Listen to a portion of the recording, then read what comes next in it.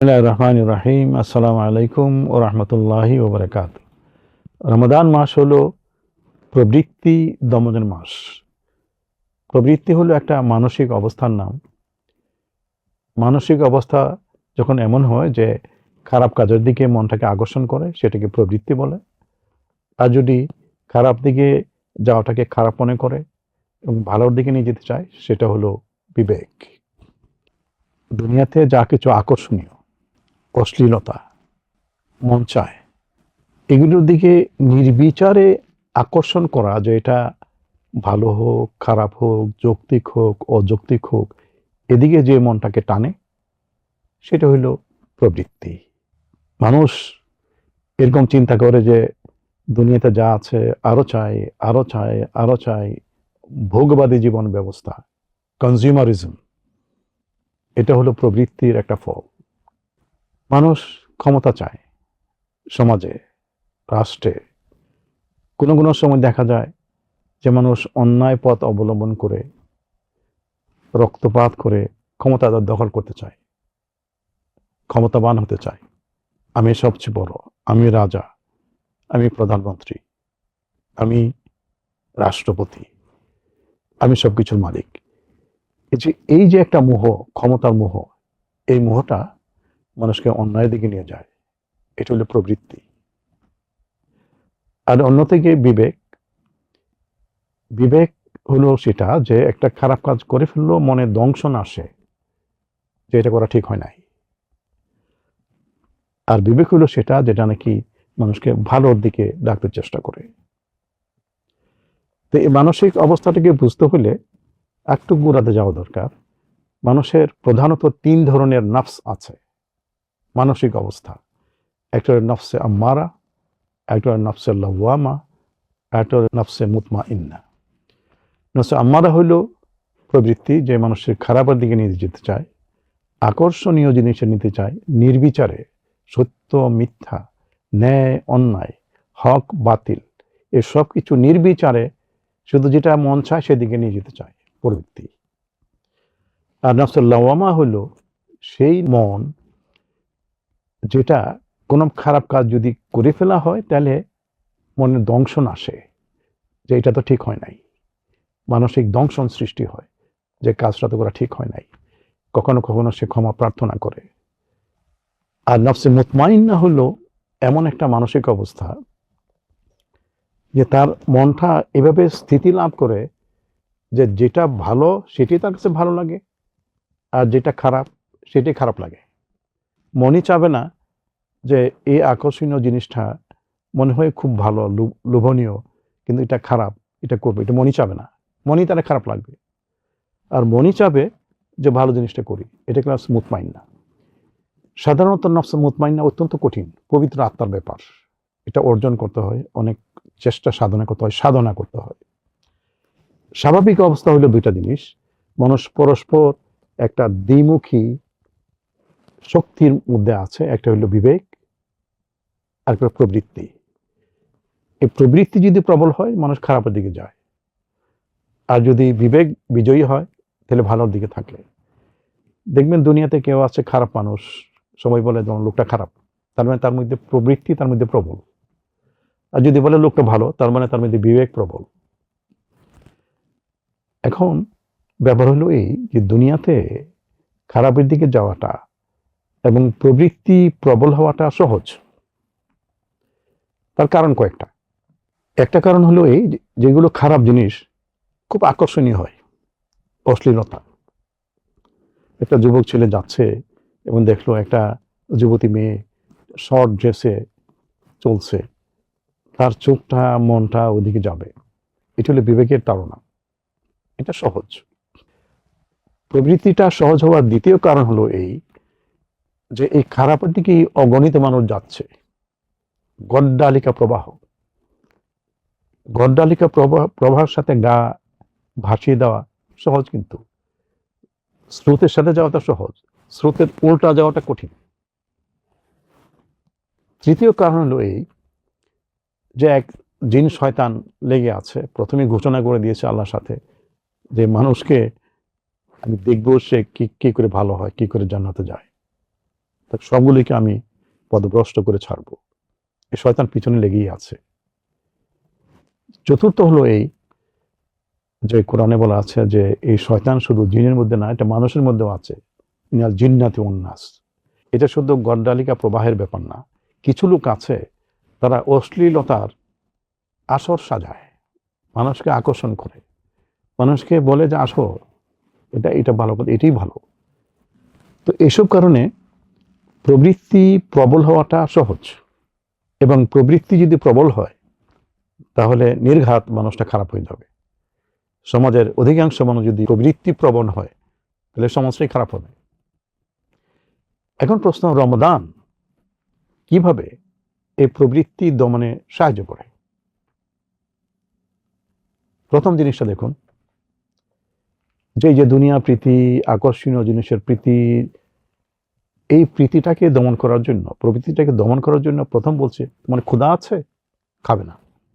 একটি মাস, দীর্ঘ 1 মাস ধরে ক্ষুধা আছে, খাবে না। পিপাসা আছে, পানীয় আছে, পান করবে না। এই যে প্রবৃত্তির বড় একটা জিনিস হলো অশ্লীলতা। অশ্লীলতা যাওয়ার জন্য যে যৌন প্রবৃত্তি, একটা জৈব চাহিদা আছে, এটাকে দমন করার জন্য বলা হচ্ছে তোমার হালাল ভাবে স্বামী স্ত্রী আছো, তোমরাও কাছে যাবে না। কাছে যাবে না মানে তোমাদের ওইরকম সম্পর্ক হতে পারবে না।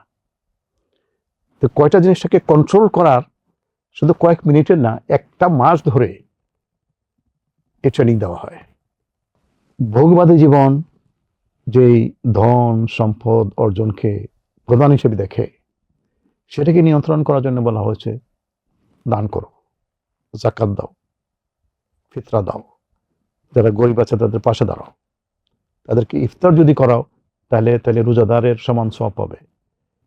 এই যে একটা প্রবণতা মানুষকে দানের, নিজের কষ্টে অর্জিত ধন সম্পদকে বিলিয়ে দাও, যে রমাদান এই ট্রেনিং দেয় প্রতি মুহূর্তে, প্রতিদিন, প্রতি রাত। রমাদানের প্রথম বিষয় হলো আল্লাহতে টোটালি সাবমিট করে দেওয়া, আত্মসমর্পণ করে দেওয়া। দিনের 24 ঘন্টার জীবন এবং পুরো 1 মাস ধরে এখন এই কাজটা করো, রোজা রাখো, ইফতারের সময় সে ইফতার করো, এরপরে আবার এশার নামাজ পড়তে যাও, তারাবির নামাজ পড়ো, সেহরি খাও, তাহাজ্জুদ পড়ো। এই যে একটার পর একটা যে প্রোগ্রাম চলতেই থাকে, এই প্রোগ্রাম যদি কেউ পালন করতে পারে, অনুসরণ করতে পারে, তাহলে সে আল্লাহতে আত্মনিবেদন করার শক্তি অর্জন করে। যে আল্লাহতে আত্মনিবেদন করতে পারে সেই কাজগুলি করতে পারে। আর এই কাজগুলি যে করতে পারে সে তার প্রবৃত্তিকে দমন করতে পারে। এই প্রবৃত্তিকে দমন করা ছাড়া এই কাজগুলি করা সম্ভব না। আর দেখবেন এই যে গোটা সমাজে এমন একটা পরিবেশ সৃষ্টি হয় যে প্রবৃত্তি দমনের একটা পরিবেশ, অন্যায় অত্যাচার এগুলো নষ্ট হয়ে যাওয়া। কেউ যদি রোজা না রাখে, কোনো হোটেল খোলা থাকে, সেখানে একটা পর্দা দেওয়া থাকে, এই যে একটা পরিবেশ সৃষ্টি হয়, এই টোটাল পরিবেশটা প্রবৃত্তি দমন করাতে সাহায্য করে এই রমাদানে। কেউ যদি প্রবৃত্তি দমন না করতে পারে তাহলে কিন্তু রোজাই হয় না। রাসূল সাল্লাল্লাহু আলাইহি ওয়াসাল্লাম বলেছেন, মান লাম ইয়াদা কাওলা যুর ওয়াল আমালা বিহি, যে নাকি মিথ্যা কথা, মিথ্যা কথন, অন্যায় কাজ না ছাড়ে এবং সেরকম অন্যায় কাজ পরিত্যাগ না করে, তার এই উপোস থাকাতে আল্লাহর কোনো প্রয়োজন নাই। উপোস থাকে ঠিক রোজাও না। তারা রমাদানে যে প্রবৃত্তি দমনের শিক্ষাটা এবং প্রশিক্ষণটা গ্রহণ করতে হবে। গ্রহণ করাটা সহজ, টোটাল পরিবেশটাই এই প্রবৃত্তি দমনের পরিবেশ। কেউ যদি সেটা না করে, অন্যায় কাজ না ছাড়ে, প্রবৃত্তিকে দমন না করে, তাহলে তার রোজা হয় না।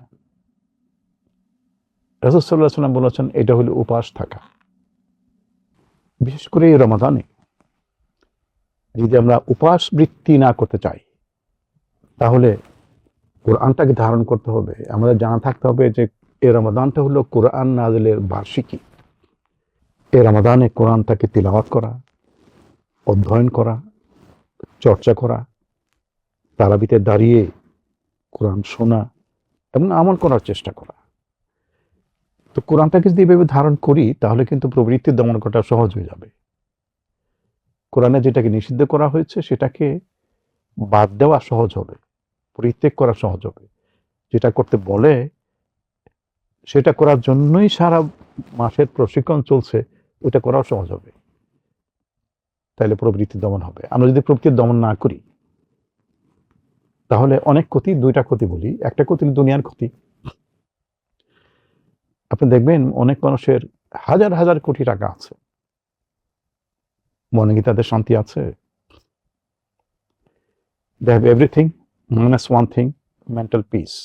তাদের সবকিছু আছে, মনের শান্তি নাই। কারণ তাদের প্রবৃত্তি দমন করতে পারে নাই। তারা যা আছে তার চেয়ে বেশি আরো চাই, আরো চাই, আরো চাই, আরো খাই, আরো খাই। এই খাই জীবনে, এই ভোগবাদী জীবনে তারা দুনিয়াটাই তাদের নষ্ট হয়ে যায়। আপনারা জানেন যে যারা নাকি সিনেমা শিল্পী, আমেরিকার এক প্রধান ধরনের শিল্পী, তাকে তার অ্যাপার্টমেন্টে মৃতদেহ পাওয়া গেছে। অশান্তি, অশান্তি এবং অশান্তি। এটা হলো দুনিয়ার ব্যাপার। আখেরাত, আখেরাত হলো অনন্তকালের, সেই জীবনের শেষ নেই। আমরা যদি এখানে আল্লাহকে সন্তুষ্ট না করতে পারি, প্রবৃত্তিকে দমন না করতে পারি, আল্লাহতে আত্মসমর্পণ না করতে পারি, কোরআনী জীবন ব্যবস্থা গ্রহণ না করতে পারি, ভালোভাবে না চলতে পারি, তাহলে আখেরাতে আছে কঠিন শাস্তি, দুজক। আর সেই দুজক থেকে যদি আমরা বাঁচতে পারি সেটা হলো চরম সাফল্য। ওয়াযালিকাল ফাওজুল আযীম। আল্লাহ তাআলা বলছেন এই দুজক থেকে যদি বেঁচে আমরা বেহেশতে যেতে পারি, এটা হলো বড় সফলতা। এই দুনিয়ার ধন, দুনিয়ার বাড়ি গাড়ি ক্ষমতা কিছুই না, ওইটা হলো বড় সফলতা। এই সফলতা অর্জন করার জন্য রমাদানকে ধারণ করতে হবে, এই ট্রেনিং গ্রহণ করতে হবে, প্রবৃত্তিকে দমন করতে হবে। প্রবৃত্তিকে দমন না করলে আমরা ভালো হতে পারবো না। তো আল্লাহ তাআলা আমাদেরকে তৌফিক দান করুন, আমরা যেন এই রমাদানের শিক্ষাকে গ্রহণ করি, বিশেষ করে এই প্রবৃত্তিকে দমন করা এবং ভালোটাকে গ্রহণ করা, কোরআনকে গ্রহণ করা, কোরআনের জীবনের ব্যবস্থাকে গ্রহণ করার তৌফিক আল্লাহ দান করেন, এবং আমরা যেন দুনিয়ার শান্তি পাই এবং আখিরাতের চরম সাফল্য অর্জন করতে পারি। আমিন।